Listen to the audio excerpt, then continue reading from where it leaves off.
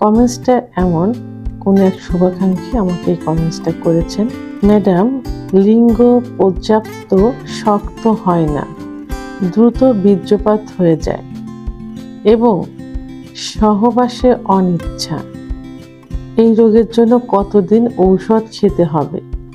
আমি সৌদি আরব প্রবাসী অবিবাহিত ছেলে, দয়া করে জানাবেন। দেশের এবং প্রবাসের ভাই বোনদের প্রতি সালাম। আসসালামু আলাইকুম। আমি প্রভাষক ডাক্তার রিক্তা পারভিন, হোমিওপ্যাথি এবং আয়ুর্বেদিক চিকিৎসক। আজকে এমন একটা কমেন্টস নিয়ে আলোচনা করব যে কমেন্টসের যে বিষয়টা, সেই বিষয় নিয়ে অনেক যুবক, বিবাহিত অবিবাহিত, এই কমেন্টসটা করে থাকে এবং জানতে চায়। ধন্যবাদ ভাইয়া, খুব সুন্দর একটা কমেন্টস করার জন্য। আর কিছু না হোক, অন্তত সচেতন হয়েছেন যে বিয়ের পূর্বে একটা প্রস্তুতির বিষয় আছে, মানসিক শারীরিক একটা প্রস্তুতির বিষয় আছে। সেই বিষয়টা আপনি নিয়েছেন, প্রস্তুতিটা নিচ্ছেন, অর্থাৎ ডাক্তারের শরণাপন্ন হয়েছেন। দেখেন, এই ছেলেটা কিন্তু অবিবাহিত, বয়স কত সেটা অবশ্য লিখিনি, অবিবাহিত, তারপরেও তার লিঙ্গ শক্ত হচ্ছে না, দ্রুত বীর্যপাত হয়ে যায়। তো সে জানতে চাচ্ছে কতদিন চিকিৎসা নিতে হবে। আসলে চিকিৎসার বিষয়টাতে কিন্তু এরকম না। চিকিৎসা আগে ডাক্তারের শরণাপন্ন হতে হবে, ডাক্তার কিছু পরীক্ষা নিরীক্ষা দিবেন, সঠিক রোগ নির্ণয় করবেন, তার উপর ভিত্তি করে চিকিৎসা দিবেন।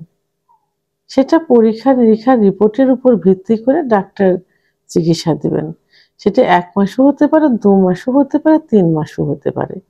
চিকিৎসার কখনো নির্দিষ্ট সময় হয় না। এখন যে কমেন্টসটা করছেন, এই কমেন্টসটা কিন্তু হুবহু অনেক যুবকই করছেন যে তাদের লিঙ্গ শক্ত হচ্ছে না, দ্রুত বীর্যপাত হয়ে যাচ্ছে। তো এখন আসলে পুরুষের সেক্স যে হরমোন, টেস্টোস্টেরন হরমোন, এই হরমোনটা কিন্তু 30-এর পরে যে কমতে থাকে, এর আগে 30-এর আগে যে সেক্সের উপর যে অত্যাচার করা হয়, অর্থাৎ যৌন যে অত্যাচার করা হয় কিছু কিছু, যেমন হস্তমৈথুন, অতিরিক্ত হস্তমৈথুন, দীর্ঘদিন হস্তমৈথুন, বিছানায় ঘর্ষণ, স্বপ্নদোষ, অতিরিক্ত যৌন মিলন, অতিরিক্ত স্বপ্নদোষ, আবার সমকামিতা ইত্যাদি কারণে, এবং 30-এর পরে যে কিছু রোগ, যেমন যেমন ডায়াবেটিস, উচ্চ রক্তচাপ, হার্টের সমস্যা, কোলেস্টেরল ইত্যাদি থেকে থাকে, এবং বিভিন্ন ওষুধের পার্শ্ব প্রতিক্রিয়া, পর্যাপ্ত ঘুম না হওয়া, পানি না খাওয়া, মানসিক দুশ্চিন্তা ইত্যাদির কারণে কিন্তু টেস্টোস্টেরন হরমোনটা কমতে থাকে 30-এর পরে গিয়ে। তো এই যে যে শুভাকাঙ্ক্ষী আমাকে কমেন্টস করছেন, ইনি কিন্তু অবিবাহিত। তো এখন ইনি এবং প্রবাসী সৌদি আরবে, তো তাদের উপরে বিভিন্ন অনিয়ম হয়। তার কারণ তারা আত্মীয় স্বজন ও নিজস্ব লোকজন, পরিবার পরিজন, কি এমনকি রেখে তারা দেশের বাইরে যায়, তখন তাদের কাজ থাকে। আর কি তাদের নির্দিষ্ট একটা সময় থাকে, একান্ত একটা সময়, যে সময়টা তাদের একাকিত্ব কাটে, একা থাকতে হয়। তা সেই সময় তো তাদের বিভিন্নভাবে যৌন কাজে লিপ্ত হয়। কেউ দেখা যায় যে অতিরিক্ত হস্তমৈথুন করে, কেউ হস্তমৈথুন না করে স্বপ্নদোষ হয়, কেউ বাইরে মেয়েদের কাছে যায়। এভাবে তারা বিভিন্নভাবে যৌনতার উপর অত্যাচার করে থাকে। তা অতিরিক্ত হস্তমৈথুন করলে লিঙ্গের যে শিরাগুলো থাকে, লিঙ্গে কিন্তু কোনো হাড় থাকে বা বোন থাকে না, থাকে কি রক্তনালী এবং মাংস। এই রক্তনালীর ভিতর দিয়ে যত রক্ত চলাচল করবে, লিঙ্গ তত বড় হবে, মোটা হবে। কিন্তু এই যে অনিয়মের কারণে শিরাগুলো সংকুচিত হয়ে যায়, যার ভিতর দিয়ে লিঙ্গ রক্ত চলাচল করতে পারে না। যখনই রক্ত চলাচলে ব্যাঘাত ঘটে, তখনই লিঙ্গ শক্ত হয় না, নরম হয়ে থাকে, আগামোটা গোড়া চিকন, অনেক সময় রগগুলো ভেসে থাকে ইত্যাদি হয়ে থাকে। তো এখন এই যে লিঙ্গ শক্ত না হওয়ার জন্য এইটা দায়ী। তাহলে ব্লাড সার্কুলেশনটা বাড়াতে হবে। এখন ব্লাড সার্কুলেশনটা বাড়াতে হলে কি করতে হবে? অবশ্যই ডাক্তারের শরণাপন্ন হতে হবে।